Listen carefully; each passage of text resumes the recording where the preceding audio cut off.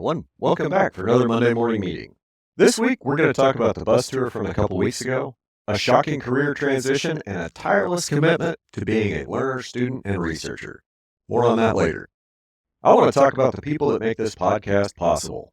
All my beautiful patrons on Patreon.com and subscribers on Spotify. You guys are awesome. Thank you so much. If you'd like to join the ranks of patrons, just head on over to www.patreon.com/RedHillsRancher or click the link in the show notes. There's also a link to subscribe on Spotify down there. Normally right about here would be a sponsored advertisement. This one's on me.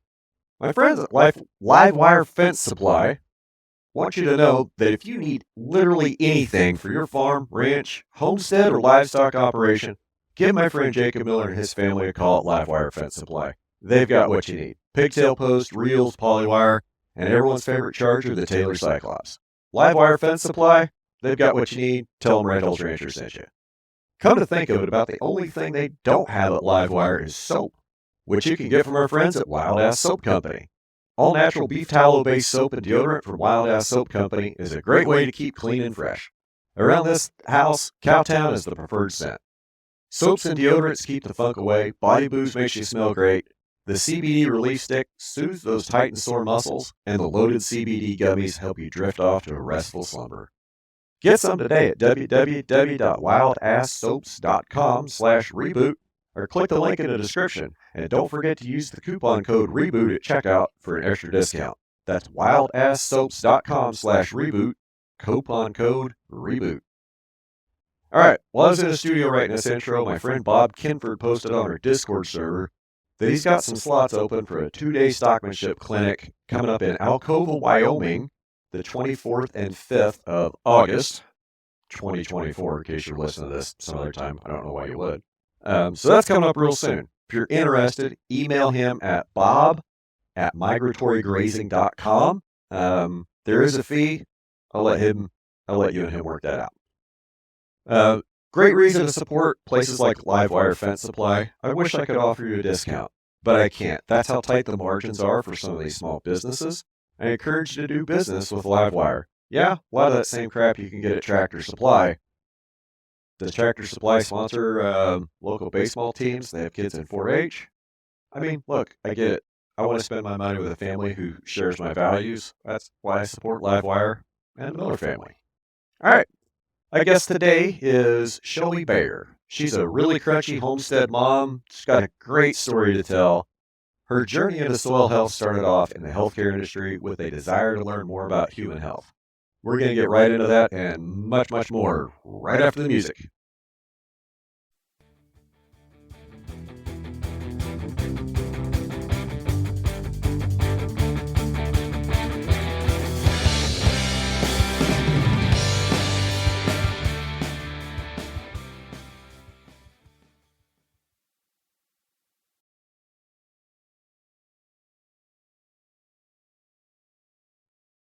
Hey, gang. And, well, we're here with Tonia and the lovely Miss Shelby. Tonia, of course, is my wife. Shelby is our friend. So, Shelby, welcome to Ranching Reboot. Welcome to the yard, doing a show here in the yard. It's first part of August, and we get to wear hoodies in the afternoon. It's kind of nice. Yes, it is. Thank you for having me. Hi. Thanks for doing one of these with me. You're welcome. Is this your first? The only other time. No, I've done a couple in the studio with him and Pratt. I think two or three of them. Yeah. And then when he first started, I did one with CK, and we did one about her. And Brian didn't actually join us for that. It was just the two of us. Yeah, it was just the two of them. Who's CK? My friend, she was at Pasture Map. Now she's at Merck with No Fence. She's the one that really encouraged me to start podcast. And she did most of them with him for probably close to a year, or maybe even a little longer. Yeah, right at a year. Yeah. Right at a year. Right. So let's talk about Miss Shelby. You are a first generation, but not a first generation farmer. How does that work? Well, technically, I'm a 5th generation farmer. My father, his parents were farmers in the Nashville, Kansas area. And when he was in middle school, they closed up shop in some very tough circumstances and moved to Cheney. And both my grandparents got a job in the airplane industry in Wichita. Okay. My dad, growing up in a rural ag town, worked for lots of farmers. He worked in the dairy industry for the most part, and worked for some other tillage row crop farmers. And it wasn't until I was young that they bought acreage. We lived in Cheney when they bought it, and we would ride out to the ride out to the farm in a crappy old truck. Okay. Saying, Green Acres is the place for me. I remember we played Cheney in high school. I've been through there a couple times. Can you maybe describe it a little bit? It's not that big of a place. No, I think it's 25 or 2,800 people. Like high school was 4A. I graduated with 70, I think, in my class. Sounds about right. So, Little farming town, bedroom community, mostly. yes, it's a little different than some of the other bedroom communities because there is a grocery store, there's a gas station, there's a hardware store, there's a liquor store, there's a library, there's 4 places to get lunch or dinner. There's a coffee shop, there's a few boutiques. And so if you go in, 30-mile radius and look at some of the other bedroom communities, has more amenities. Okay. And it is not what I call dying, like many ag towns, many bedroom community or ag towns. You think maybe it's because of tourism from the lake helping support the economy, or I think, yeah. I mean, there's a liquor store. And the distance from Wichita. I mean, you guys are further Yeah. away from Wichita, and It has a good school. In public school standards, they have some great statistics. There's amenities, but you're not too far from town, too far from Wichita. And I think there's quite a few key community members that have really focused it on keeping it thriving and continuing to grow. okay. So growing up in Cheney, family bought acreage. Bought acreage. They bought a half section of land. My dad was a firefighter and a plumber. And my uncle was a general contractor. And so on the east side of that half section, they split it up and developed it for 5 to 10 acre home plots. And then the rest of it was ours. We moved out there when I was 9. I can remember planting lots and lots of bear stick trees. Tons and tons of trees. My dad practiced a Bear lot. stick trees. Okay. Just sticks in the ground. Yep. I was thinking, what the hell species is a Yeah, bear just stick? a- I've never heard of a tree called a bear stick. I remember being very young, and it was very cold and windy and rainy. And it was a conservation program. It was their windbreaks. But they would tell us we're going to go plant trees, and they would just hand us sticks. And we planted sticks, which it's fun to see now because that was almost 20 years ago. And eventually my dad built our house up on the hill, and you could see it for a long time, and you can't see it from the road anymore. Okay. So planting the bear stick trees worked. it worked. There's a lot of trees out there. Not very many cedars, you'll be happy to hear. Well, that's good. Lots of That's good. pines, We, lots of hedge. we could circle back to cedar trees later. Like pines are kind of okay. I don't think pines would take over the world here. Hedges might. Mm-hmm. Hedges might. And so we moved out there when I was 9. Both my parents worked off farm. My mom's was a hairstylist. And my dad had a sharecrop tenant. Is that what it's called? But I don't know. He leased the farmland. And so it was full tillage when he was not farming it. And we had some pasture that we would raise some cattle. When I became a teenager, that kind of got overwhelming to juggle. And so they stopped doing that for a while. And then I got a little older in my teenage years, and we started cattle and pigs for 4-H and to feed our family. And there was always gardening, not just for food, but for beauty. Okay. lots and lots of memories with mom and dad and grandma in the garden. And we canned our food, preserved our food. To this day, I struggle eating green beans. If they're from the store, frozen or canned, I struggle. So, yeah. And then when I went to college, my dad's cattle business started to grow. And he took over, when I was in high school, he took over farming his land and he went into no-till. Um, he focused on growing feed inputs. When around was this? Like 2005, 2010? I graduated high school in 2005. Okay. So around that area. About 2000, I think it was 2009, was the first in-law that joined the family. And so he had some more manpower. And between that time and 10 years ago, the cattle industry for him really grew. Okay. And so fast forward to today, he has, I have no idea how many acres, and his farm, but also my sister and brother-in-law, they farm together, and they raise Shelby Angus beef. From early on, back in my teen years, we would sell butcher beef when we had excess, and that business grew. And Dad also has done a lot of stuff with like Seed Stock Plus. Okay. My So husband, pretty much conventional production the whole way. except for no-till. Is he still doing the no-till? Yes. Yeah. And I would say, compared to a lot of the no-till producers around us, probably less inputs from a chemical application standpoint, from a chemistry standpoint. Probably for healthy bottom line, more than awareness of implications of chemistry. Okay. And I think that's totally fair. I think that a lot of the early pioneers of, soil health and regenerative agriculture didn't necessarily do things because they were good for the soil. They did things because they Budget. didn't have money. Yeah, budget. I know Dad he told me a lot, well, when I was preparing for my homesteaders presentation, I remember things happening, but I needed the dates. I needed more information. And so I went over and sat down with him and he's like, when I bought this land, I don't remember the number, that the organic matter was almost nothing.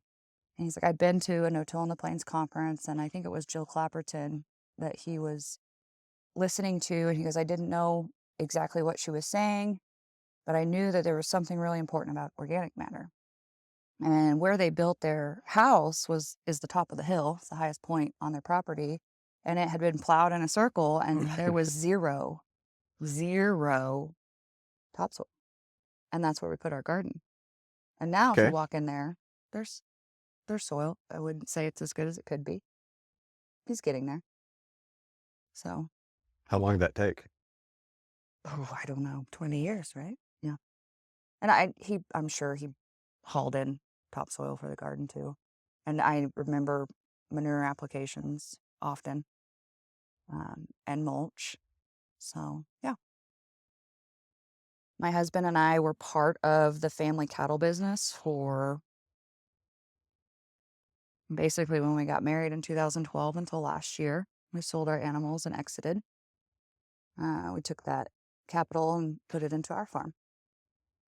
So, Is there other reasons behind that, or you just wanted to get that capital and do something else with it? I didn't feel heard and what my goals were for my farming, and I wasn't in charge. I didn't necessarily wanted to be in charge, but mixing business and family is difficult. Yes. Communication is important. And I learned from exiting that boundaries are a really healthy thing. We still help out with the family farm. We help haul hay. We help work cows. But it's an invitation, Not a requirement or not a obligation. requirement. Yeah. Or an expectation. And a lot of it too, when we decided to exit, there was some family turmoil. But that wasn't the cause. It was happening at the same time, and it might have helped us make a decision. But I was working 2 jobs, trying to start my own farm. I'm a mom, I'm a wife, and I needed to simplify some areas of my life. And that was something that the only thing really, really brought joy out of it was just spending time with my family, not the actual type of farming we were doing. Okay. I guess I should add that in the last 8 years, he built a small feedlot, and I'm not okay with that. Okay. No. So now you have your own farm. So tell us about Anchor Farms. So in 2019, Brad and I bought 20 acres. We spent a couple years searching and searching and searching for the perfect property. And my father kind of nudged us and said, "You're not going to find the perfect property. You're going to make it perfect." And we bought 20 acres from him. It's what I consider a prime location because it's 3 miles, well, technically only 2 miles outside of town. I think I have a tick on my leg, so keep talking. I'm Okay. just going to go deal with that real quick. Okay. It's a mile off Blacktop there's a mile either way to Blacktop. So we have 1 mile of dirt road, and we're just outside of Cheney. We're right off the Cheney Lake Road exit. And so, yeah, You take your side by side from home to the farm, the right? side by side is my daily driver right Yeah, now. Yeah. that's I handy. would say 10 months out of the year. So, So since you and Brad started things at Anchor, what has changed other than exiting your family farm for you? we bought 20 acres of, and I don't like to call soil dirt, but it was fairly dead dirt. Dad had it for I think 2.5 years before us, and he put it into no-till with covers and growing inputs. I think he harvested some rye or oats off of it, one or the other. But before it was under his leadership, it had been monocropped, fallow tilled, and sprayed for 60, 80 years. So I took soil samples. We planted a cover crop, a cool season cover crop. We put up perimeter fence. We put up high tensile woven wire fence with the goal of having a herd of hair sheep. We brought in electricity. We put in a well. I applied for a high tunnel grant and got it. And so we built our first high tunnel in 2020. I should say my husband built it with my help. He is logistics and engineering, and I'm biology. So, we, in the midst of all this, I had worked for another farmer in the area, and one of my bonuses while working for him was 5 sheep. And so it was 2020, we brought the 5 sheep home. Those 5 sheep quickly went to the sale barn because they had a high parasite load that I didn't want to medicate with the medications that were probably going to be required. And this was the tipper. I knew I could rehabilitate their health. I didn't know that I wanted to. The tipper was they didn't respect my fence. And so inside of the perimeter, the high tensile perimeter fence, we run reels, electric fence, and Polywire. yes. We run usually 2, and I wasn't going to try and retrain adult sheep to that. So that same time, we bought 20 ewes from Jayco Farm that I knew were coming from a system that was very healthy, and I got to hand select them. And I knew that they knew what type of fencing they were coming into because that's where I buy my fence. And they knew me too because I had worked there. They knew my voice. They weren't I wasn't with them every day. I didn't do that much choring at the time there, but it was a good, You knew the system, you liked the system, and Yep. they would respect yours. yes. Yeah, that makes sense. Yes. We sold our first butcher lamb in retail cuts in 21. The high tunnel that we built was 3,000 square foot off a grant from the government, and that all went fantastic. What kind of grant? It's an NRCS high tunnel grant. Okay.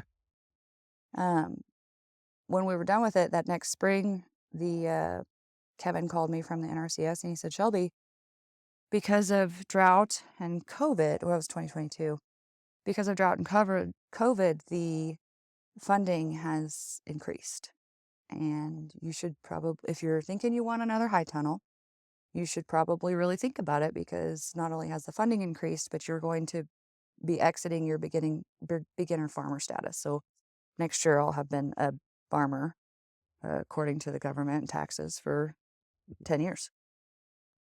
And so I applied for the second high tunnel, and we just finished it. Well, there's still a little bit of electric work that needs to be done inside, but it's in operational mode. It's Growing in it. right now we're terminating cover crop. Well, weeds, nature's cover crop in it. And I'll go in with cover and some research before I put it into production. I remember you telling me when you guys started putting that one up that you did things a lot differently when you built it. Yes. Oh, squirrel. Go ahead. I know I was just gone for just a second, and it really was a tick on my leg, and that has to be like probably a first for the podcast, but it was good. I felt something kind of weird, and if I get sick next week, now everybody knows why.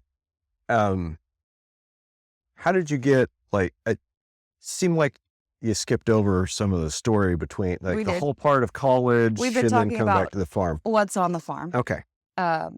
What I didn't say is in the spring of 2020, we also planted like 960 crowns of asparagus. Okay. So I have asparagus in production. So Forever. yes. So in between, we talked about my parents, we talked about their farm, family. Growing up, we also did, 4-H. I did lots of leadership stuff, not just in the agricultural setting, but in the community setting. I got my bachelor's of science in nursing from Pittsburgh State University in 2009. Okay. I came home. Why'd you want to be a nurse?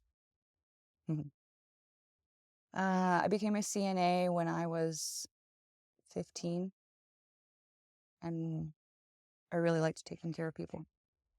I really like people. I'm an extrovert. I love people, all different kinds of people. And I remember in high school, I wanted to be a pilot, and I wanted to be a chef, and I wanted to be a veterinarian or a doctor or a nurse. And when we would talk about, life trajectory and what my plans and goals were, pilot, nurse, or pilot, doctor, chef, veterinarian were not encouraged because of the potential implications for family life and motherhood.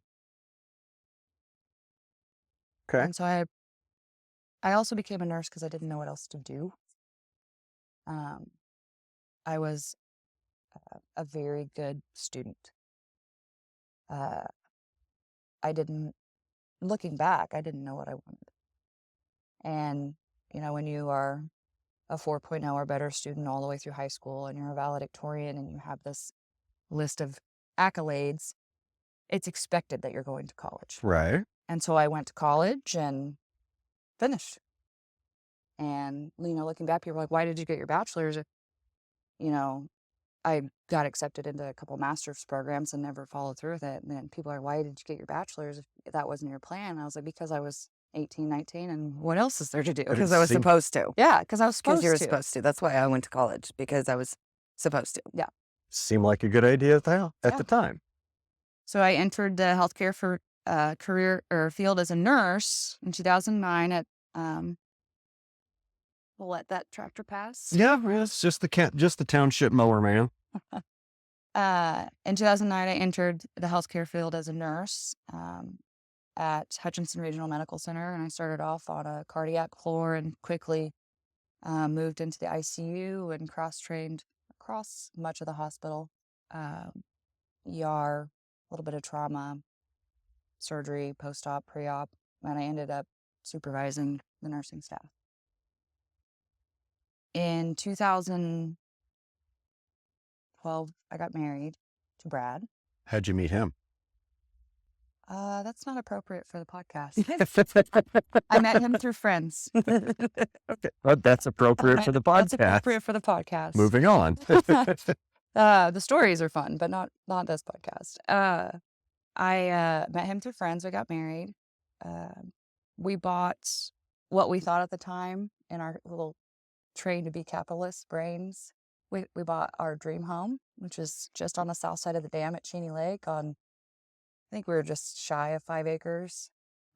Well, you had a good job. And what was Brad doing at the time, like for His- work? He works at Spirit Aerosystems. So you both had good jobs, Mhm. really young, and Yeah, we bought awesome. a 2,400 square foot home for just the two of us, and it had 25 producing pecan trees and couple walnuts and a cherry and grapes that were super old but producing wonderfully. And he built me my dream garden, and we planted more fruit trees, and we got chickens, and that's really where I learned about tillage and all the tenets of regenerative agriculture I know today. I didn't know I was learning them, but I learned them then.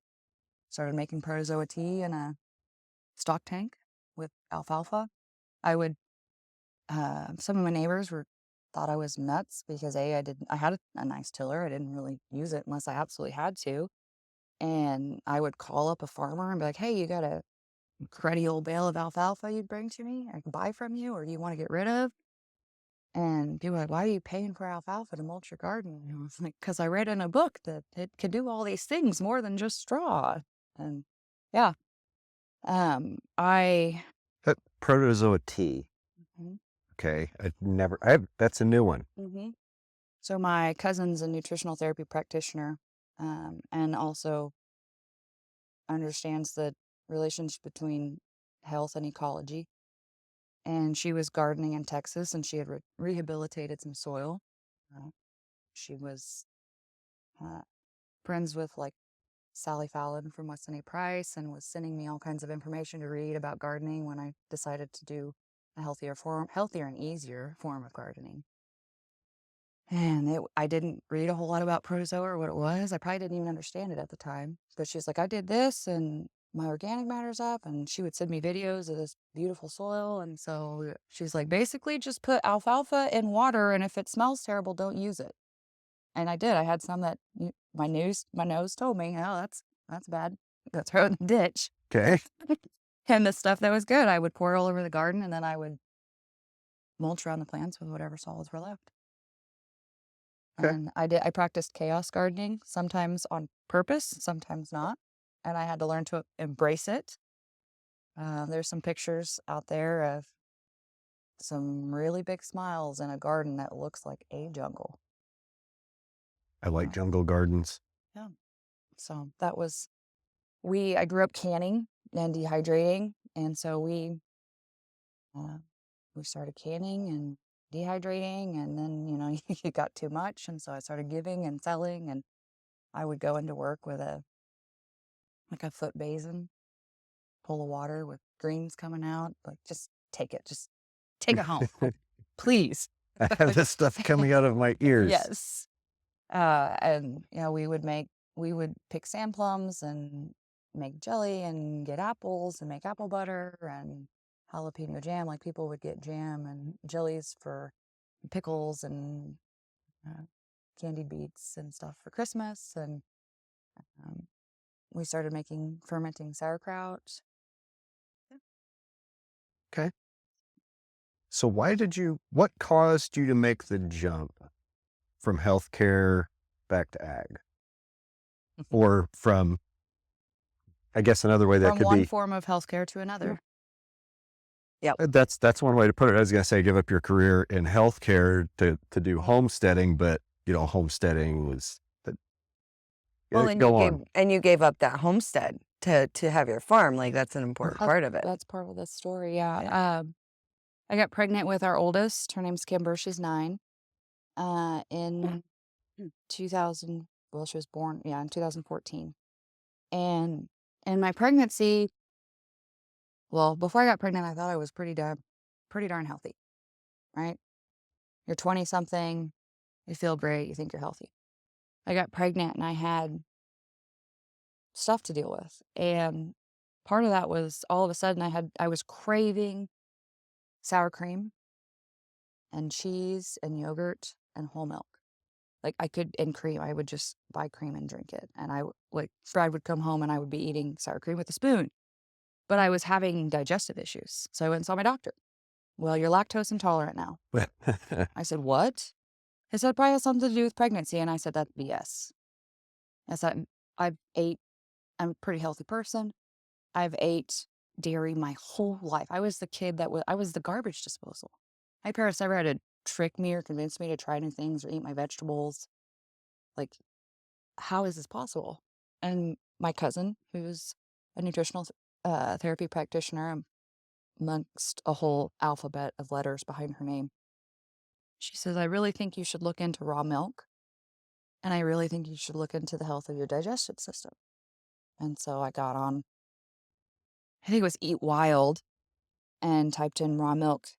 Great website, by the way. Yeah, it's a great website. I typed in, raw milk, Hutchinson or Wichita, Kansas, and up pops Jayco Farm. And that's 5-10 minutes from where I work. And so I stopped in and got some milk, became a customer, had a baby.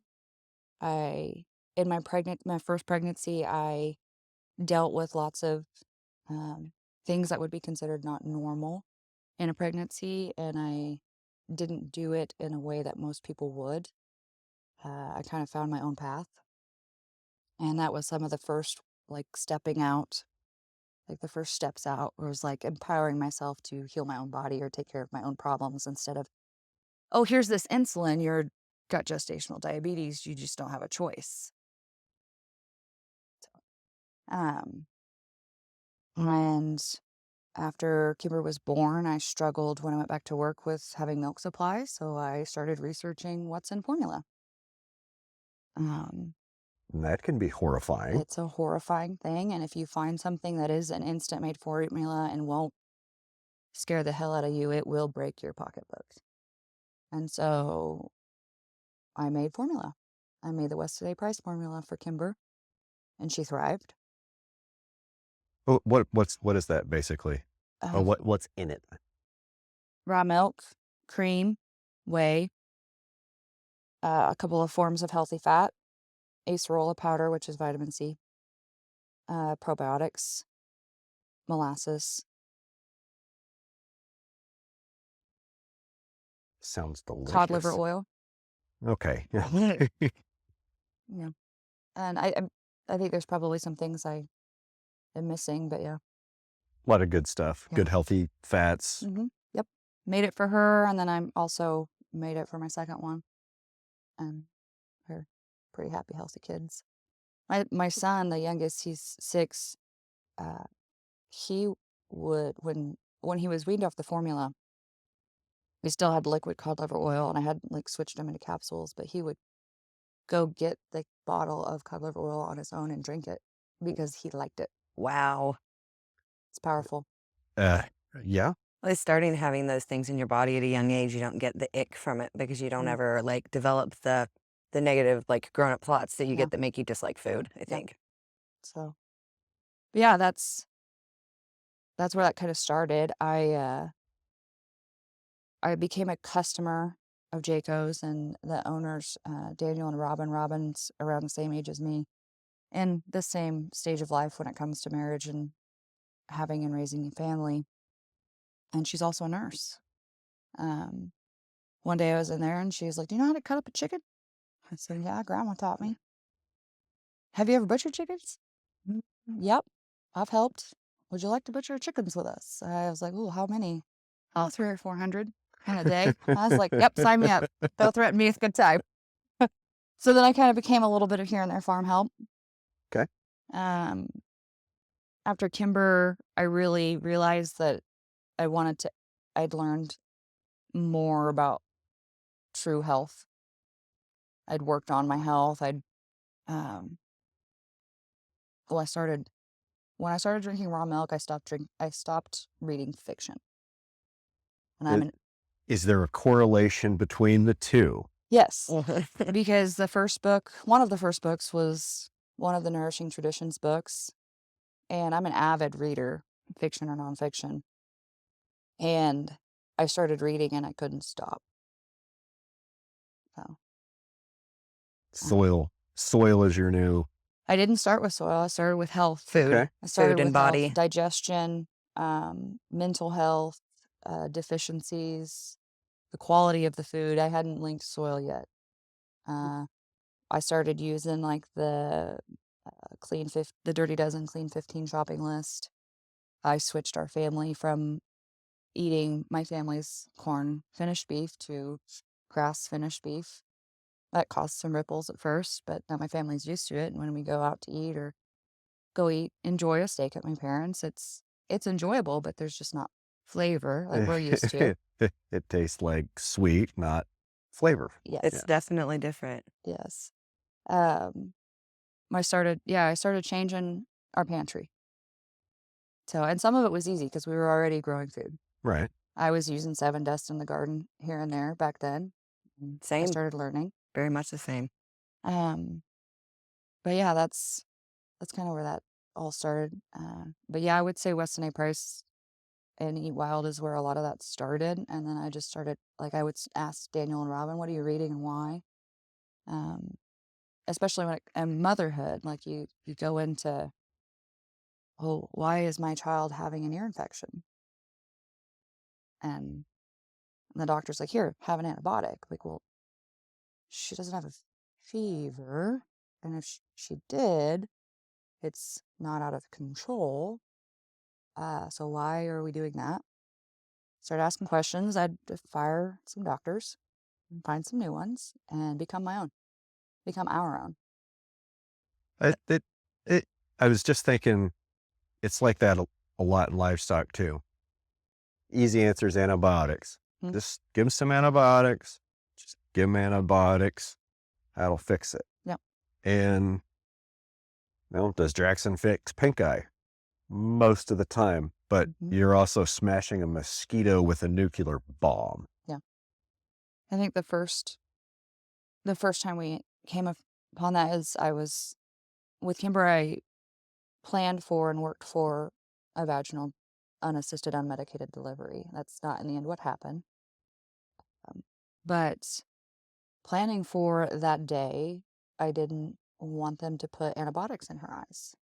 I have no conditions that would cause a situation where she would need that. So I said, I don't know why it's necessary. And the OB I fired really had a problem with that. Some other things I was asking for. When I was asking, when I first started asking questions, I was legitimately just asking questions. Like, why do you do this? And if I would like to make a different choice, can you handle it? And it was not met well. People take that personally in the medical field, and I really appreciate you saying it like you've said it about firing doctors. All too often people go to the doctor, feel intimidated, like the doctor is a teacher or, an employer, and the doctor works for you, and a good doctor will want to have that sort of a relationship with you. I fired some good doctors for their context. My context was quickly outgrowing or changing from theirs. I think context in medicine is just as important as it is in ag, for sure. For sure. And so, that jump into motherhood, like I at the time I wasn't worried so much about learning about myself. I thought, I've worked on my digestion a little bit, cleaned up my diet a little bit. I'm just golden. But then you encounter, the common childhood illnesses, and give them Tylenol. They have a fever. Well, what does the fever do? What's the purpose of the fever? Why are we having fever? And what? I mean, for comfort, there's other things you can do for comfort. But that basically I became a crazy hippie, if you ask my friends and family. That's what happened. That's one of the first things that I actually started doing different with Krista was with the fever specifically. And she still calls me. She's 21. She still calls me now, Mom, my fever's this high. Like, should I do anything about it?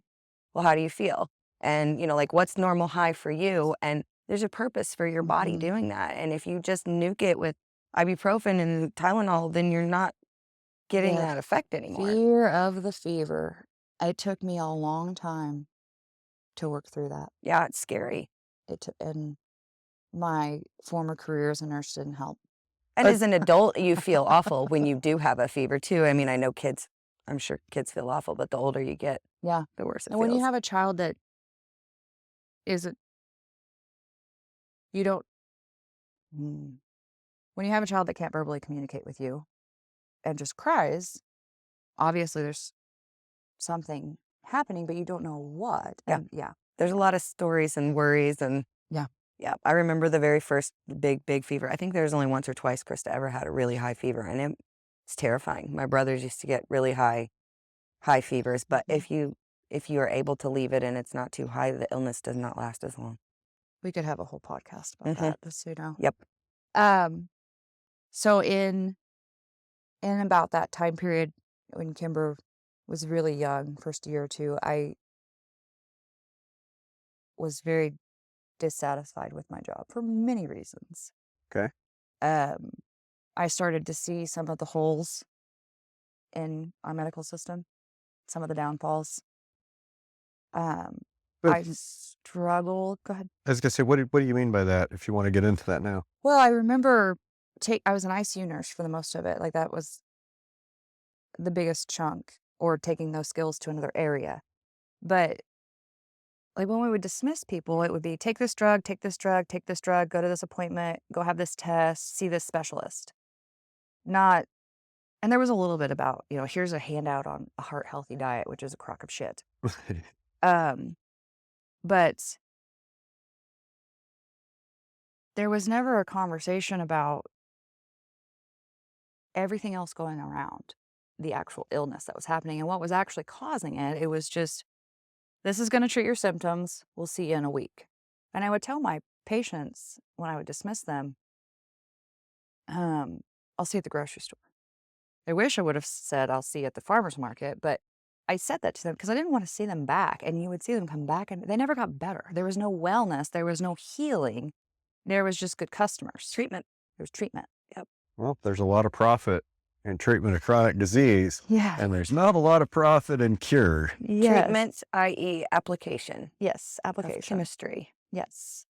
And so I started to realize, looking at that and having the frustrations with that, and then, working on my own health and having children, I started to see stuff that I didn't like. And then also when I went to work as a supervisor, I saw how systemic it was. It's not just pharmaceuticals. It's not just people being addicted to being patients and constant barrage of services. It's the way it's managed. It's how, it's from the ground up. You can't fix just one little spot and expect a huge change or push in the direction of true health and wellness or healing. The people that are supporting that health network are oftentimes, in my experience, some of the most unwell people. Yes. Physically, emotionally, mentally, Yes. and miserable in their jobs. Not any different than you were, maybe for different reasons, but. And I didn't know I was an empath, but me being an empath and caring for the people and trying to lead, but taking direction from people that often, it felt like, I don't know if it's the whole story, but it felt like all that mattered was the bottom line. And I understand that a business is a business, but that was a dichotomy I was not ready. I don't think you can prepare people for that. At all. That's where I got stuck in my career. I mean, with massage, I think it was a really similar place to people being unwell and really like wanting to be well, but not being able to switch from a place of understanding that this system can't do that. You have to make a shift, a real shift. I mean, there's no wellness in healthcare. And I was thinking, and forgive me, I don't really have my years straight. We got the Affordable Care Act in, what was that, 2014? Sure. You were still nursing then, right? Mm-hmm. How much did that change the industry from your perspective on the inside? I can I can narrow that question down. That might be easier for you to answer. Yeah. So did you see an increase in people becoming addicted to being patients after 2014, 15? And maybe like a decrease in care or a greater focus on turnover and profit? I can't answer that because in 2014 I had a child. And that was your focus that year, and that was what you remember. And she had turmoil going on with herself and was not in the admin and, like business end of it enough to maybe see that. I knew that I wanted out. I didn't know how to get out. Okay. Yeah. At first it was, I'm going to be a stay-at-home mom. I'm going to raise all of our food. I'm going to homeschool our children, which is still a dream. And then it was, well, I sold Norwex products for a while. I did some other stuff. And then one day I stopped at Jayco Farm on the way home from work and to get chicken feed. And Daniel walked out and he said, well, I think we're going to hire somebody part-time. Would you like a job? I said, yeah. And then I went, oh, I should probably talk to my husband. And so I was working part-time as a nurse, and I went to work part-time at Jayco. That was in, I think, 16-ish. Okay. Somewhere in there. And I worked part-time for them, and I did chores out in the pasture. I took care of the store, cleaned it, stocked it. I did a lot of work in their walk-in freezer. I never milked on my own. I would help occasionally with that. I helped with I did a lot of the making of the products, the packaging of the products. And I worked there for, well, my last day was the week before my son was born, so in 2018. And then I had a son, which, since we've talked a little bit about motherhood and birth, I had a vaginal birth after cesarean in a home setting, which was a big one for me. It was an empowering moment. I learned even more in that pregnancy and with that child about what I'm capable of, what I want, and what I can do for myself and my family. That's you deserve a congrats for that. I don't know if you realize how uncommon it is for somebody. It's a wild ride. I kind of thought after a C-section, to have a going back the other way was not people really. do it more often now than they used to. But to try and do that at home is a huge undertaking. The And statistics in Wichita for VBAC are rough. I bet so. But it's kind of like other things. Oops, stuff doesn't get to the interior Sorry, fast. Right. You can just throw that at me. It's fine. But no, I mean, just attempting that at home and finding the support that you obviously had to do that, because that's huge. You can't do that without the right support system. I went into it kind of like a wrecking ball. Well, that's how most things turn out better. Like you saying, I just stopped in and I said, yeah, I'll take this job. Like, does that not sound like something I would do? Come home and just tell you, hey, I've got a new job now. Sounds exactly like something you might do. In 2017 is when I really realized that sometime in there, I told it was 16, 17 somewhere. I told my husband, I'm going to stop being a nurse and I'm going to be a farmer, but I have no idea how I'm going to do it. And I think I want a greenhouse. Did he think you were nuts, or did you just say? He knew I was nuts. Okay. Yeah. He probably thinks it a lot. Yeah, he does. He's good at checking me. Okay. Yeah. And so I was pretty gung-ho on the greenhouse thing, and I was talking to my dad about it. And he said, well, before you buy a greenhouse, maybe you should work in one. I mean, that's pretty solid advice, It is. honestly. He said, don't run yourself off the cliff, honey. I said, okay. He said, there's a farmer outside of town, outside of Cheney, and he's got a high tunnel or two, and I really think you should go talk to him. And introductions were made. The farmer's name is Clint Brower. He is owner and operator of MG Owner Farm and co-founder and CEO of Greenfield Robotics. So after Bodie was born in 2018, I went to work for him, managing his greenhouse vegetable and herb production. We did outside annual vegetable production as well. I managed his herd of hair sheep, helped some with robotics. We sold to restaurants, we sold to school districts, we sold direct to the community, we sold at farmers markets, we grew inputs for pet food. We also had a small a CSA farm membership model for a while. 2020 kind of put the kibosh on that because most of our income was places that got shut down. And that's, over the last 3 or so years of doing this, I've heard that. And you also hear the opposite, like, oh yeah, when COVID came, we had all this opportunity in front of us, instead of when COVID came, it killed our business. I think if we would have had more local customers in our community, it would have been different. But that was probably the smallest portion. And we had quit doing farmers market before. I think we did farmers market in early 19. And so the most local stuff was gone, other than schools, restaurants. So, yeah. After that after the MG Honor Farms thing ended, I heard that the part-time help at Jayco had moved on, and I sent a text to Daniel and Robin that said, "Hey, um, Can I have my job back?" they're my friends." And so, I mean, I became a customer, and then I became an employee and a friend. And I texted and I said that you don't have to hire me, but if you need help, I would love to come back. And so I went back to work at Jayco, and I did a lot of the same things, less time out in the pasture, more production. I managed they did a biweekly Wichita delivery service. I did that. I loved it. They were long days.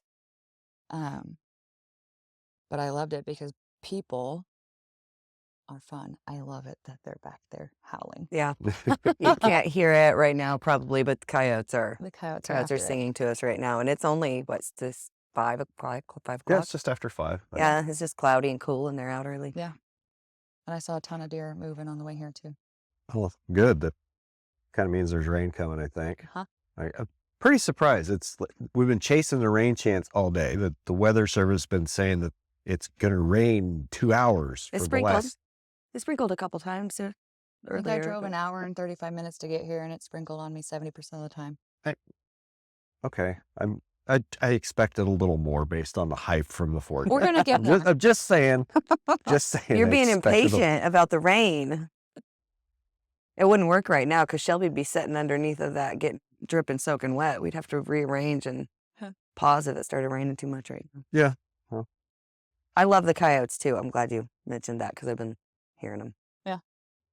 So I worked at Jayco until the 1st of March this year.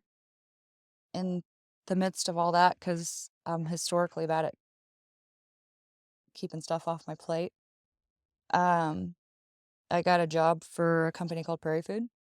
heard of them. I met a lady named Trish Jackson actually, when I worked for MG Honor Farms was when I planted that asparagus at my place. Okay. And when I was at MG Honor Farms, we were trialing a product in the greenhouse and also in small cereal grains crops called Prairie Food. And I'd seen some things.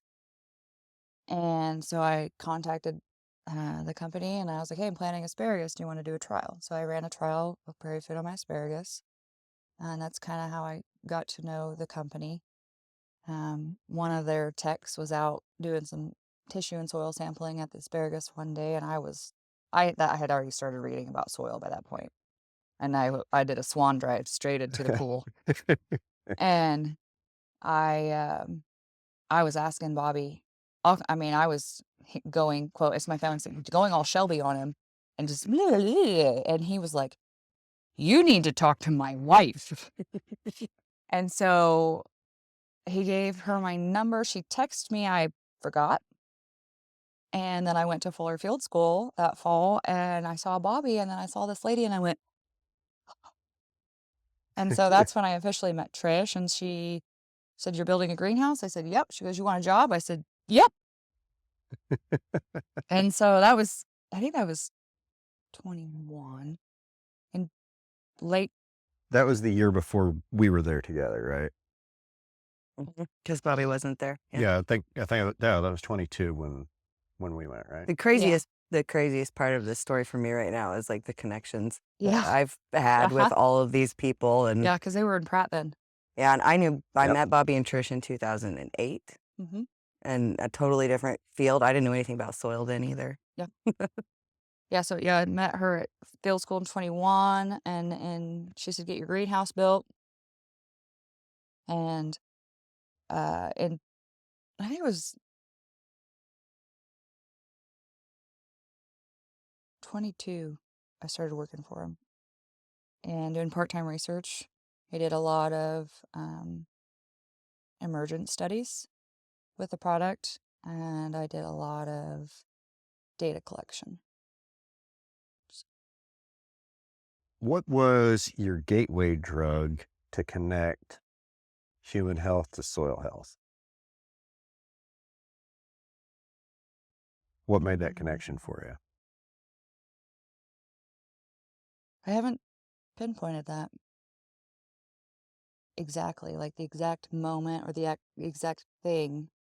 I had studied human health, biology, inside and outside your body, and then I started studying uh, the chemicals used in production and what they can do and what they are. Um, and then I started connecting the fact that I can't remember the data on it, but how much of the DNA that is you is not human. Most of it. It's like a lot. I wish I had that in front of me at this moment. And we're putting things on our seeds and on our soil and on our plants that kill biology. That was, I would say that was it.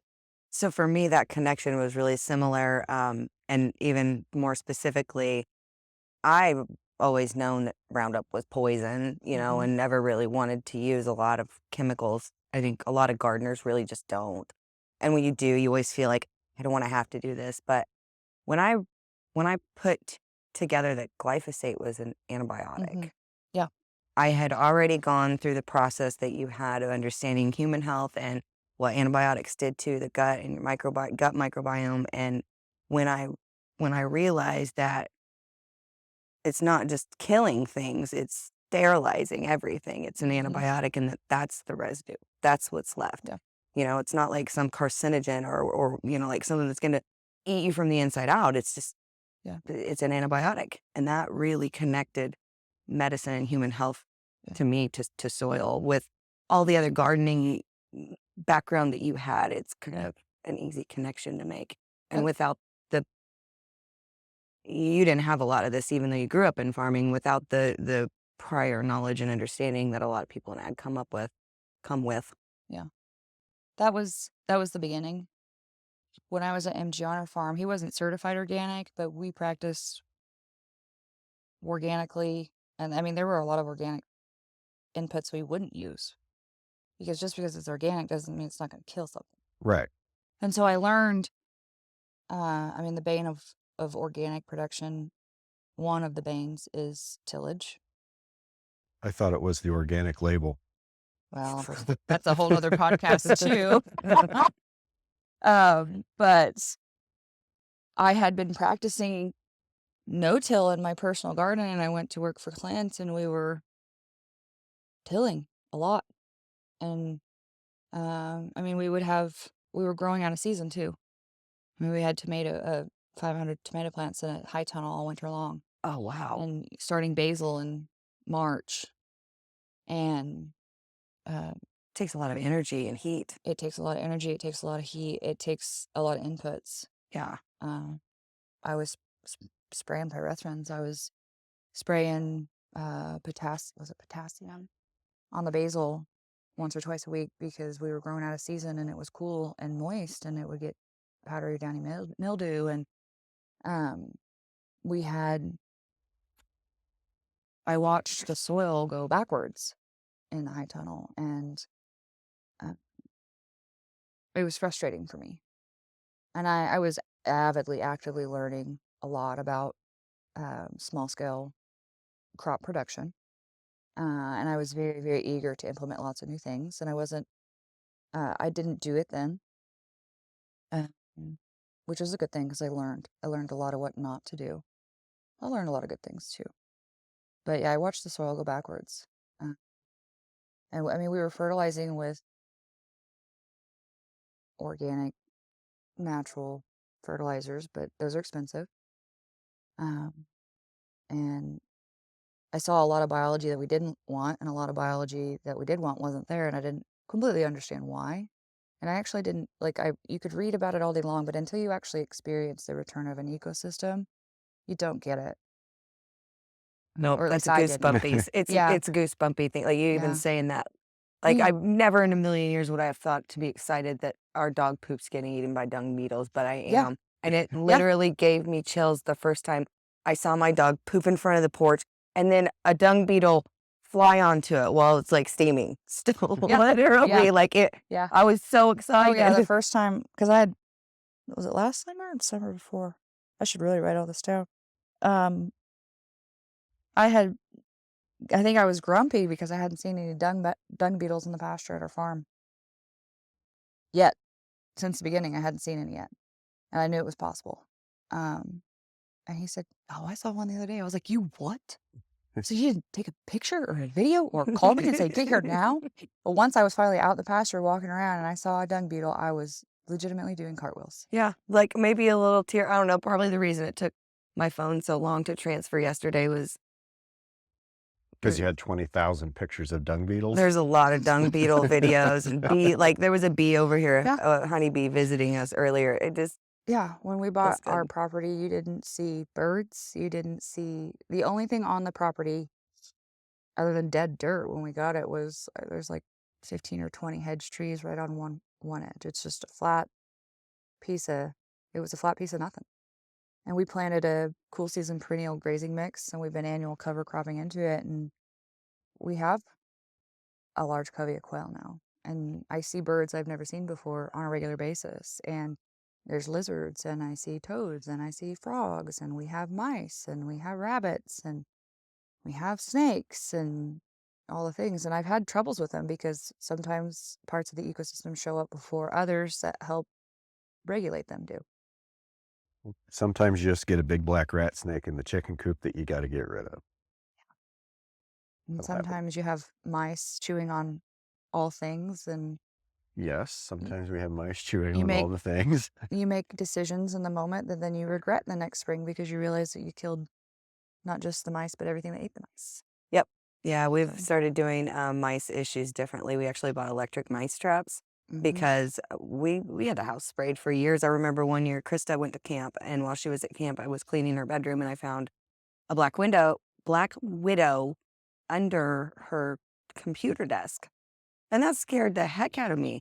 You know, this was way before any of this. It was years ago, and so we started. It wasn't the scorpion on my pillow Oh that was the straw that broke the camel's back. no, it was the black widow under my 9-year-old's computer desk because then it became a genuine like fear that somebody was going to get hurt, not just ew anymore. Well, she doesn't live here anymore, and she's a grown up, so we quit spraying when we got chickens. Well, we got chickens, we stopped having stuff sprayed, and there was mouse poison traps from the pest guys for a long time up in the house, and like we would constantly have a mouse die in the wall or something. Like that's not helpful. Yeah. It's really Nope. pretty And it's disgusting. And then if terrible. it gets sick and goes outside and dies, and one of my chickens eats it or something like that, or the cat, it's horrible. We have last summer I started noticing black widows in the high tunnel, and I'm not super afraid of them. They're very They're gentle. gentle Yep. and beautiful animals. Well, insects. But didn't freak out. And this spring's early summer, they exploded. But I mean, if they're close to me, they will probably end their days. But now we have an explosion of bull spiders. Yep. And they'll So take care. The year I was telling you we did all those tomatoes, I had like 150 tomatoes. Yeah. That was one of the problems was I couldn't prune those. You could only prune so much, so when it got severely overgrown, going in and picking, there would be black widow nests, and there was areas I just had to kind of leave alone and let them have them. there are a few places in the greenhouse now that I don't go. Yep. There's Play more. there's food, there's water, and there's shelter. Yeah. And I've had to adopt, which has taken some work, but adopt the mindset of I want ecology. And you have to learn how to accept and work with all of it. Otherwise, it's not going to work. I think the mindset here, like having black widows in your greenhouse. There's a lot of people that would go crazy and spray for them. Okay, great. There's also a lot of other species that you're going to affect other than the target species. But let's look at it for a second. What's a black widow eat? I mean, yeah, black widows are dangerous to people. They're dangerous to animals. A sting, a bite can really mess you up. But they're moths and okay. They're going to be eating the things that are eating your crops. yeah, for sure. Absolutely. And that's what I'm getting at. That's the one I kind of done this with plants and with any sort of quote unquote pest and with weeds, trying to figure out what's the purpose of this animal in the ecosystem. So I can't remember the bug critter it was last year, wheel bugs. That I really, so 3 or 4 years ago, we had our first wheel bug here. Scared the shit out of me because they're scary looking and they bite like if you mess with them, you know? And so then I was like, ew, get them away. And then the next year I was like, well, what are these for? Last year we had quite a few. This year, they're everywhere. They're everywhere. I'm not afraid of them anymore. Wasps are what I'm trying to like live with better this year. I've been learning about wasps and their role. Wasps are so great to have around. They are.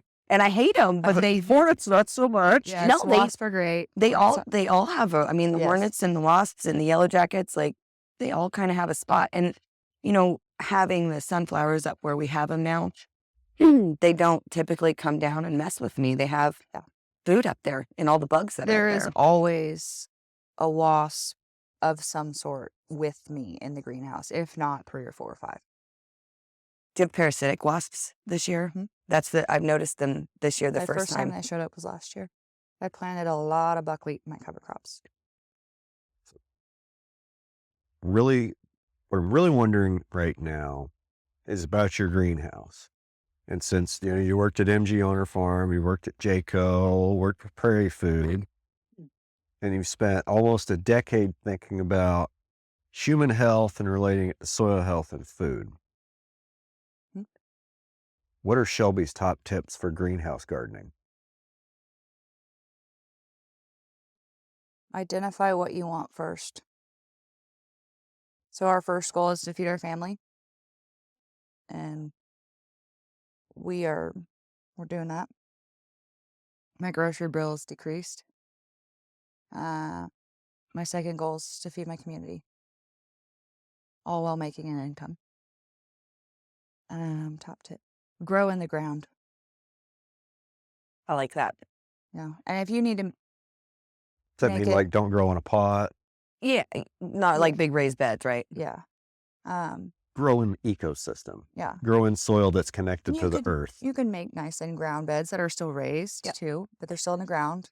Even with like mineral tubs, I've mentioned this to your dad before, and I'm not sure he's on board with this yet, but anytime I have considered using them, I decided I'm going to cut the bottoms out of them. You might not be able to move them, but you'll still have the raised soil, but it's connected, and it's really important. Yeah.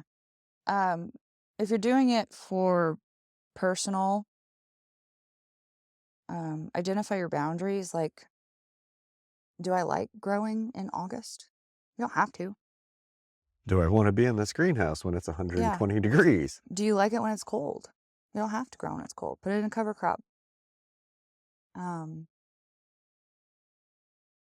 Make a plan. Whether you're growing for yourself or for production, make a plan. And plans change. Also, that's the other thing. You make a plan, and me being type A, traumatized nurse brain, like you do this every 15 minutes and you do this every hour and there's no deviation, and you have to learn how to pivot, because nature has the plan and you're trying to work with nature. Nature is your business partner.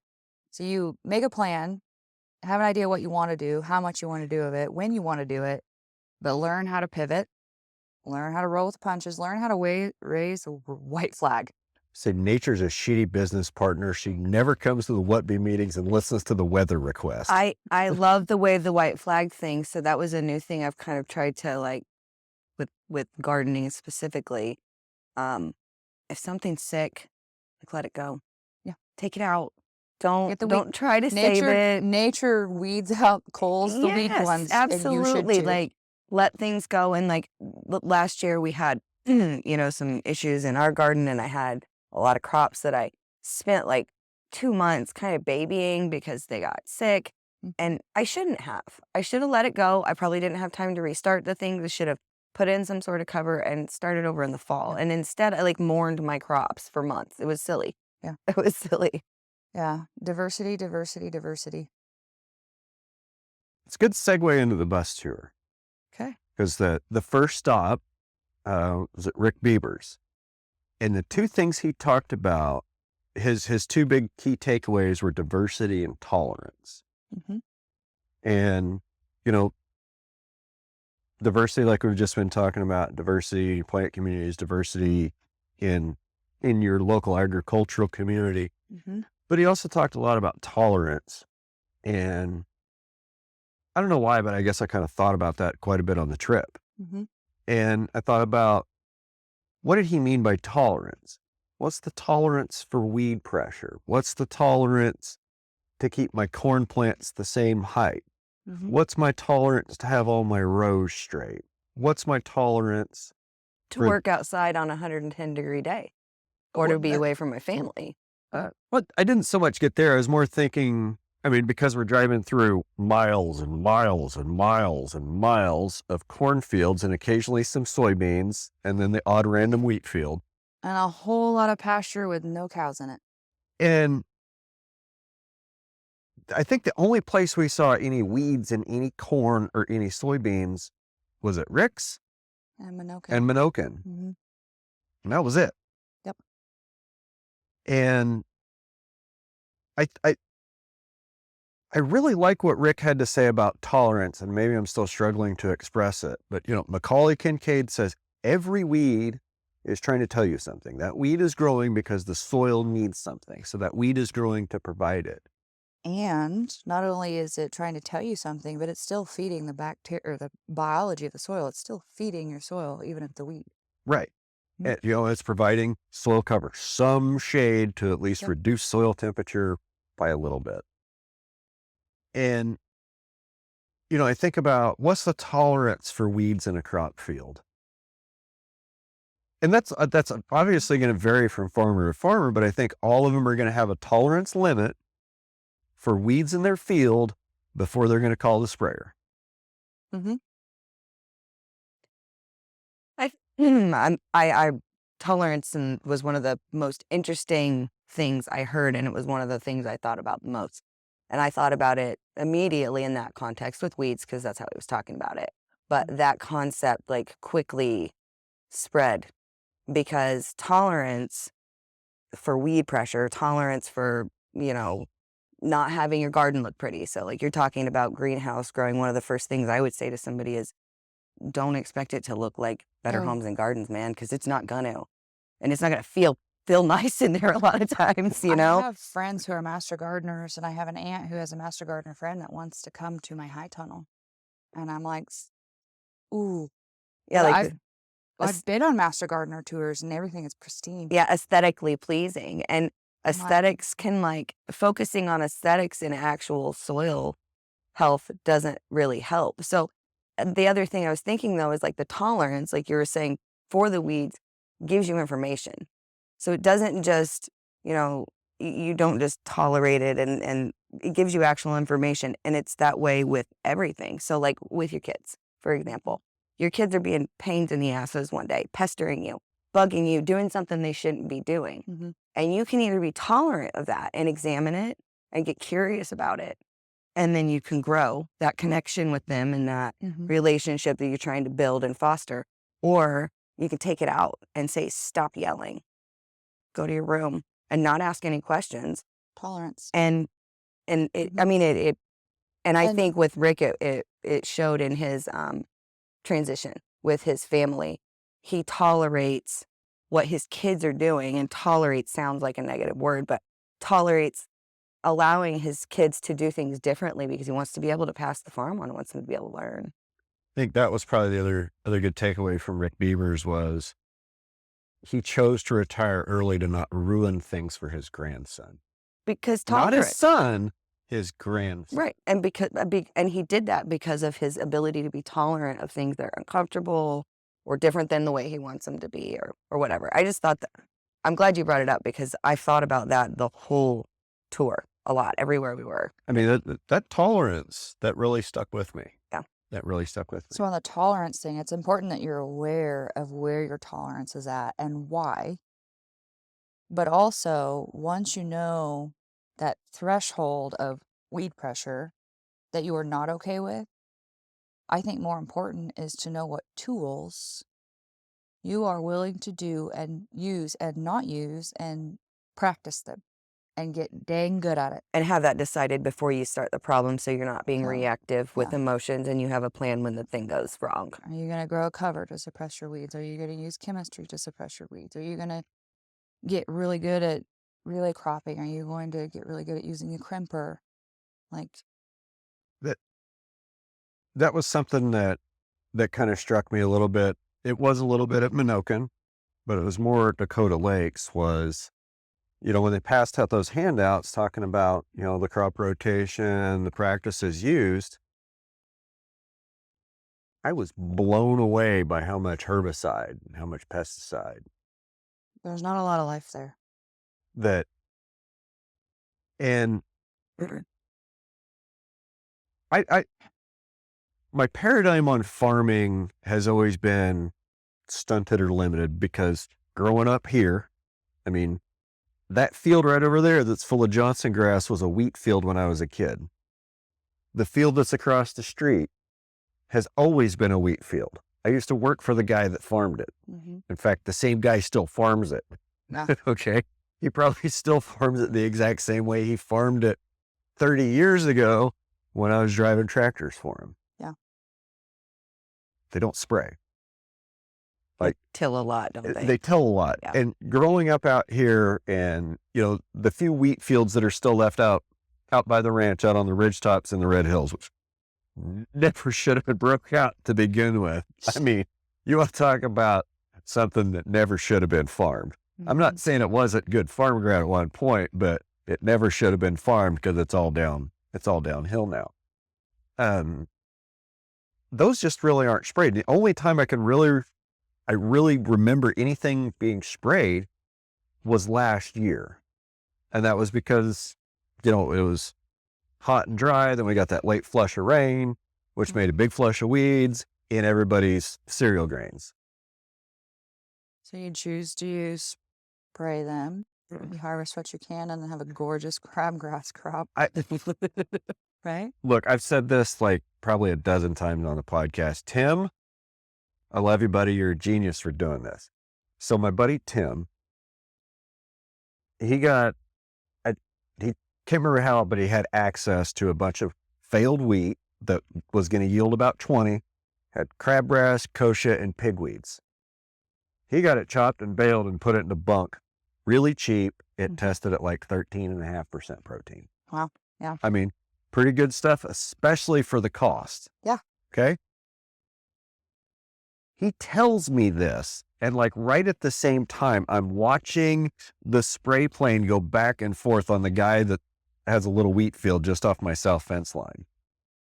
And I'm looking at his wheat going, it probably doesn't look that great, and it's full of crabgrass, pigweeds, and kochia, and there goes the spray plane back and forth. Yep. And 3 days later, he ran a swather through it and then put it in a bale. Like, that's awesome.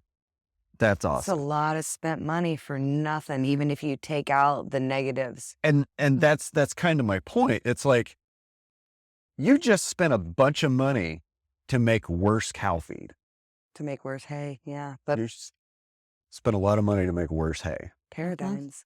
Paradigms. But yeah, that was some of my takeaway from Minokan and Dakota Lakes, not to throw shade on them, but on me, because I guess I'm just really ignorant of how much chemicals and how many different times every crop generally gets sprayed because the limited paradigm I grew up here with just the few wheat farmers that I've been exposed to. I'm in those shoes most days because I don't have that experience as a grains farm, as any kind of broadacre farmer. Yeah, I've been around, But have I ever been in a very, very knowledgeable position where I see what is happening and why? Well, I mean, Jayco doesn't use those things ever. MG on our farm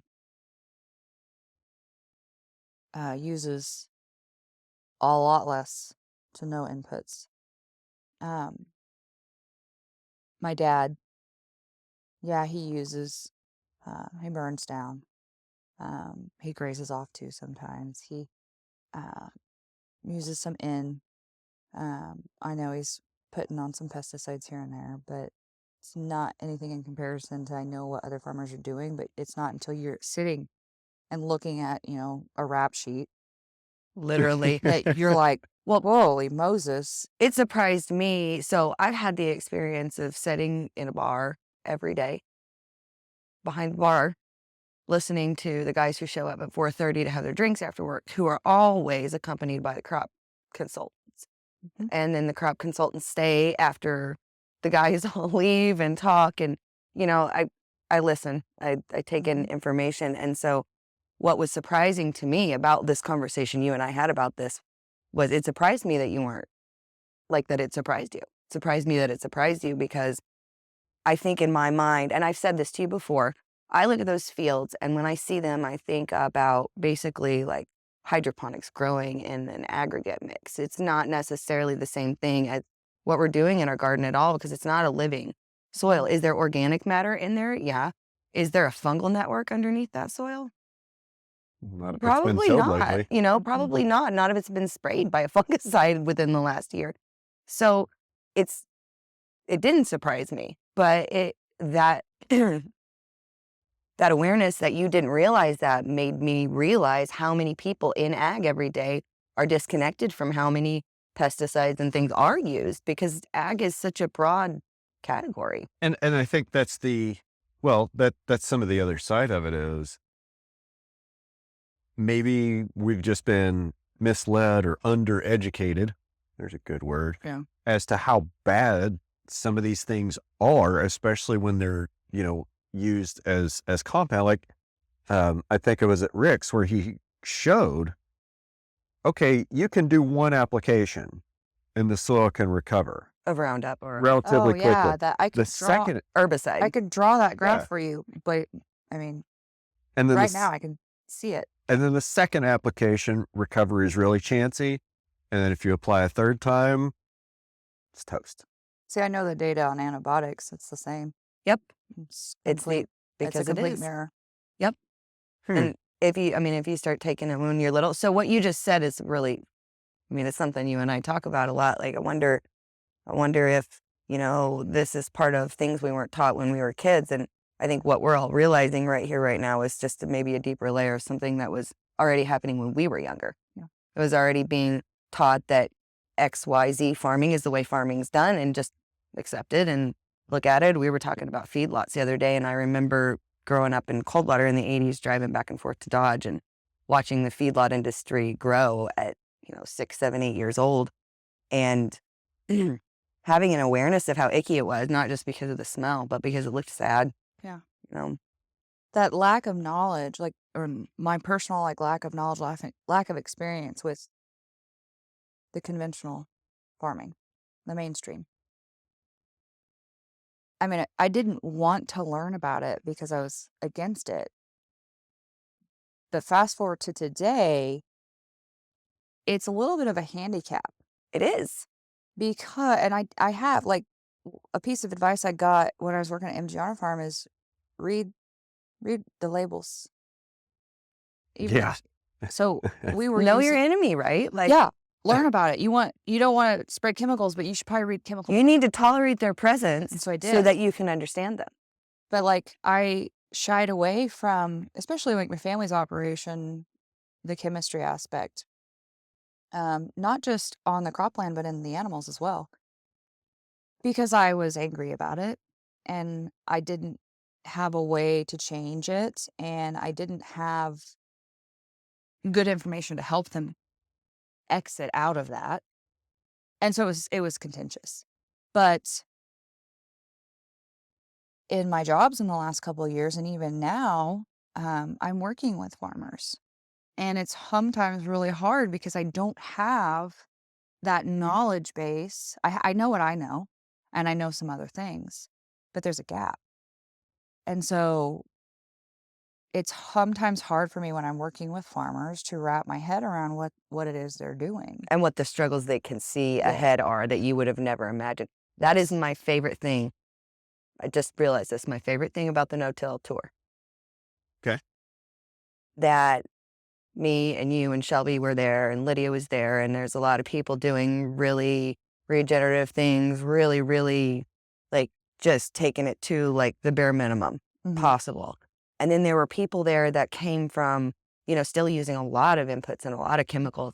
And it wasn't the fact that everybody was there together that was my favorite part. It was the fact that everybody was there meeting everybody right where they were at. There was no judgment. There was no preconceived notions like you were talking about at the hospital. When you start asking questions, people assume you're criticizing their practices when instead you're actually trying to understand. The culture on the bus was great. The culture on the bus did not, none of that. So you could ask, I always am asking questions big and loud, and they probably always sound really critical, but they're really genuinely, I come off really critical. They're really genuinely curious questions. And on that bus, like Dennis was there, and he was loud and big and boisterous. And like when I first met him, I thought, man, he looks like a corn farmer guy that sprays.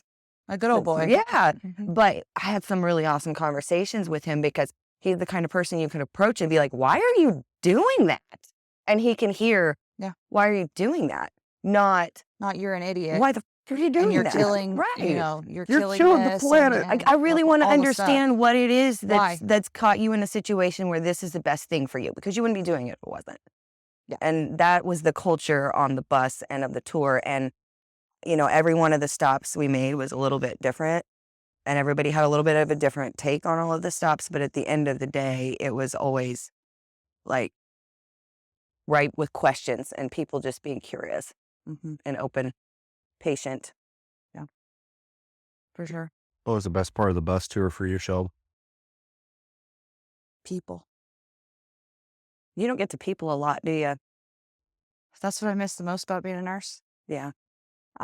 This spring, so I sell my produce in a coffee shop on Main Street in Cheney, and then at Born Traeger Dairy Farm Store and Jayco Farm Store. But this spring, I asked the owner of the coffee shop, who is a friend of mine, I said, hey, she's open Thursday, Friday, Saturday. I said, could I open up on Wednesdays? I need people. I need to see people. I need to talk to people. I need to facilitate relationships with my customers. And I also need office time where the dishes aren't looking dirty at me and the kids aren't in the background. And so I opened up on Wednesdays. So I get to see my people when I do my planning and I do my office work. And that's where you have your produce there. That's awesome. That's a really cool use of time. And that also supports her business in a really cool way in the community too. Yep. Because I know a lot of small businesses, especially that serve food and stuff in small communities, are run by moms or single moms even, and they don't have the ability to be open 6, 7, 8 days a week, and to have a business sitting there closed is expensive. Yeah. So that's cool. Very cool. The second best thing for me about the tour was when Rick Bieber said, your shadow is the most important nutrient you can put on your soil. And it wasn't just that. It was the connection to my takeaways from the Ecdysis field day at Jayco earlier, which is Dr. Lundgren was, I could give you 10 great little morsels from that one too, but in 5 years, we won't be talking about carbon. We'll be talking about life. Okay. We'll be talking about what is your index or what is your count of soil microbes, plants, invertebrates, birds. The future is not testing your soil and your water and your air. It's testing how much life you have on your farm. Life is the interface. There's been more than one person have conversations with me about biodiversity credits. And it's sounds suspiciously similar to what you're talking about. I've not jumped down that rabbit hole a lot. This to I- me, sorry. I don't think there is much of a rabbit hole to jump down. Mhm. Like, I think Okay. we just looked at the bottom of it. Like, ooh. I think the rabbit hole is going to be dug over the next 5 years as biodiversity credits kind of become a thing, because Somebody's going to want to mine it. somebody's going to want to mine it. But if it's It'll get looking at, greenwashed. I understand what you're saying. I understand what you're saying. There's no sense in hitting bullseyes if you're aiming at the wrong target. And if we just say soil carbon, people are just going to go straight for that and ignore a lot of other soil health principles and just look at soil carbon or organic matter or water holding capacity and sacrifice the other things. If we look at a biodiversity credit There's or not a index or bullseye. scoring system, it's not a bullseye to hit. It's a shotgun pattern. It's a shot. It is. And I think the thing that people miss, that probably a lot of people miss when they hear that, is the connection that you've already made because of the direction you came at this from, which is the diversity on your property started with your kids' feet, not with dung beetles. It started with your feet and Brad's feet and a skid steer, to be completely honest. Yeah. That it took that to get where you want to go faster than nature could have done it. Yeah. And so, like, at Ecdysis, it was, where did I write it down? So I don't misquote Jonathan.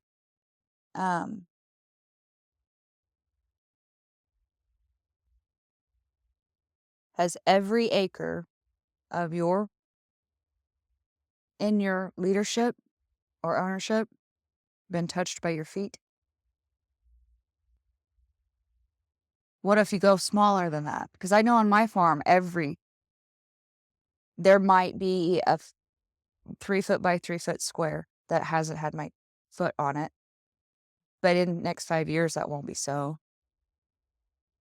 And that's too much of a bullet point, though. That's too much of a bullseye. It's not just that. It's, do you detect new things every time you step on your farm? Do you get a new sense of awe every time you step on your farm? It doesn't have to be fireworks. I mean, my sense of awe the other day was a praying mantis that was gorgeously colored and bigger than the size of my hand. And today, my sense of awe when I moved the sheep was how much the paddocks before us had recovered with just 1 inch of rain. You believe that sense of awe and joy and enjoyment and pleasure that you bring with you is part of the reason your farm is thriving? Oh, 100%. Yeah. I have more switchgrass on the ranch than I've ever had, times probably 5. So if you're walking out there, you just like, I mean, I don't walk out very far. you drive. I go flying past in the Razor Yeah. at 20 miles an hour. But Yeah. I think it's great that Dr. Lundgren wants you to put your footsteps on every square foot. He doesn't have a 7,000 acre ranch either. I would venture to guess there's probably places where no human foot has ever been. I challenge you to find those places. I think You have a no, backpack. I think Ted, I would And a say tent? that your dad would probably be willing to, like, I mean, he's not stepped on every inch, but he's explored every corner of that ranch. Like I when mean, I've explored an awful lot been up and down an awful lot of canyons. Mhm. And there's still places. I mean, how often do you have to go to a place for you to discover it again after like 10 years? Well, Oh, this is neat. Oh, I haven't been here You in get to 10 see years. the This more is cool. the new switchgrass. Right. Yeah. And you get to bring your sense of joy to add to that ecosystem. So what I'm seeing now is, like, Shelby's got, her place, which is kind of like where Ted got your place. And you're past that point where you don't have to go in and put all these inputs in. The cows do a lot of the work now. You just need to take your own ass there and go and be like, look, there's a giant walnut tree. Especially on days or in chapters that are difficult. Go find the awe. Go to the place you haven't been in a long time. Because if you can see a positive change, it's going to bring you out of a slump. Now, if I go over there and see a bunch of damn cedar trees, I'm probably just going to get a little more upset. Well, then you can take And don't go to aggression where out. the cedar trees are. No, then you take aggression out. Take Yeah. your choppers and take your saw and cut those babies down. And so it's not just your feet. Does your family eat what comes off your farm? Does your community eat what comes off your farm? Are there feet coming to your farm? Is there anything on your table that you grew? What is it? Less than 3% of what Kansas eat comes from Kansas. I haven't heard that statistic, but I can totally believe it. And probably a lot of that 3% is homegrown beef, I would bet. People growing their own off of their, taking their own piece off of their rest that are going big.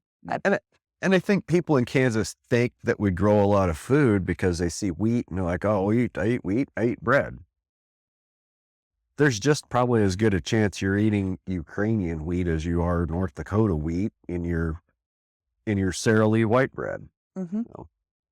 But we have been at this quite a while, and we do kind of need to get moving on. How what would you like to, anything you'd like to talk about before we leave? Well, I'm excited to read a book called The Buffalo Birdwoman's Garden. The Buffalo Birdwoman's Garden. I think it was Jay Fuhrer that talked about that. Okay. And anytime Jay drops a book name, I'm going to read it. I've got to take just a second, go back to the bus tour. One of the best parts about the bus tour was Candy, Ray Ward, and Jay Furr. Yes. If I saw Candy with a shovel, Yes. you drop what you're doing and you go find Candy because she's about ready to look at something and say interesting things. Well, and she brings that Disregard your- joy. Yes. Every time Yes. she picks up the soil, she's like, look, look, look, look. Every time. And that's why she's so awesome. Joy. And getting to talk, not getting to talk, because I have nothing to contribute in that conversation, but listening to Ray and Jay and Candy talk about soil and look at soil together and look at plant roots together.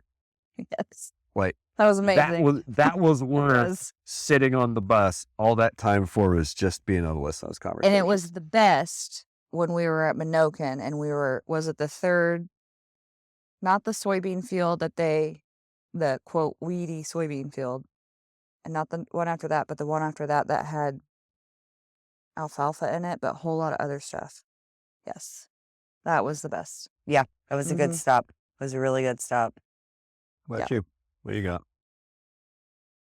I want Shelby to like plug her farm a little bit, really. You know, like I have one more. she has about the more bus things. tour. She's not done. My other morsel that I learned was less or no fertilizer often shows bigger or larger trichomes on plants. Trichomes are what help the plant and its biology fix nutrients. I knew that. I had never heard it presented just like that, and that was like, oh, my brain was like bing, bing, bing, like, oh my gosh, okay, yep, I needed to hear that. I needed to be here just for this. I've seen it. Now I heard it. Now I'm validated, right? Yes. Yeah.